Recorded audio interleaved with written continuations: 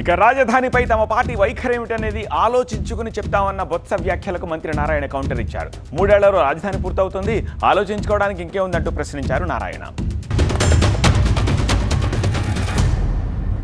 మేము చెప్పాం కదండి, మా విధానం 3 రాజధానులు అవసరమని చెప్పాను నేను ఆ రోజుకి. మళ్ళీ ఈ రోజు నువ్వు అడుగుతున్నావు కాబట్టి మా పార్టీ విధానాన్ని మేము డిస్కస్ చేసుకొని చెప్తాము. ఆ రోజుకి మాది 3 రాజధానులు మా విధానం.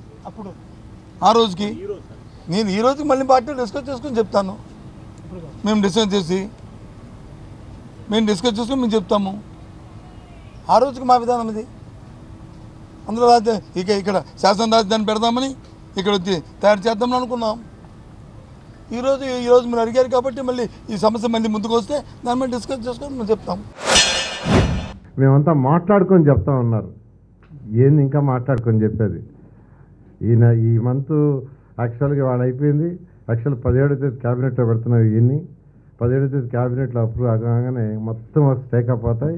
బహుశా నెక్స్ట్ మంత్ ఎండింగ్కి అమరావతి రాజధానిలో మినిమం 20,000 మంది వచ్చేస్తుంటారు. 20,000 మంది వాళ్ళు ఆలోచించుకొని చెప్తారంట. ఏంది ఆలోచించి చెప్పేది? 11 మంది ఉన్నారు ఎమ్మెల్యేలు.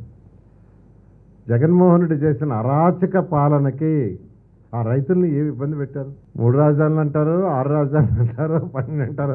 వాళ్ళకే తెలియదు. వాళ్ళ మైండ్లో ఏముందో వాళ్ళకే తెలియదు. వాళ్ళకి ఒక స్టెబిలిటీ అదేం లేదు. అందువల్ల ఏదో చెప్పాలి కాబట్టి చెప్తున్నారు.